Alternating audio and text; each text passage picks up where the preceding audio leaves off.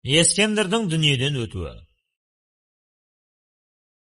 Қайтыс боларында Ескендір уәзірлерін жинап, мен бүкіл дүниені биледім, зұлымдықты тыйып, ізгіліктің жолын ашпақ болдым.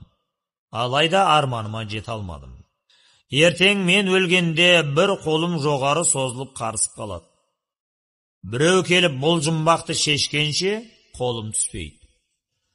Қолымның қарысқаны жазылып түспейінше мені жерлемеңдер деп өсиет айтыпты. Ескендір көп ұзамай дүниеден өтеді. Расында да оның бір қолы тік шаншылып қарысып қалды. Уәзірлер мұның шешімін таппай әлек болады. Білгір ғалымдар даналар жиналып таба алмайды. Сол кезде бір қойшы бала келіп, «Оу, ағалар, мұның сырын мен айтайын» деді. Бәрі миығынан күліп, «Әй бала, қойыңды құрттап, айраңды ұрттап жүре берсейші, саған не жоқ» деп мазақ қылды. Көк ішінен бір қарт шығып, «Ақыл жастан, асыл тастан шығып деген, әне балам бағың сынап көр» деді.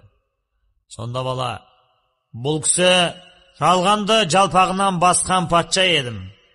Атақ, даңқ, қисапсыз байлық менікі еді. Қараңдар, сонша дәулеттен ақиретке не алып бара жатырмын» деп жатыр, деді.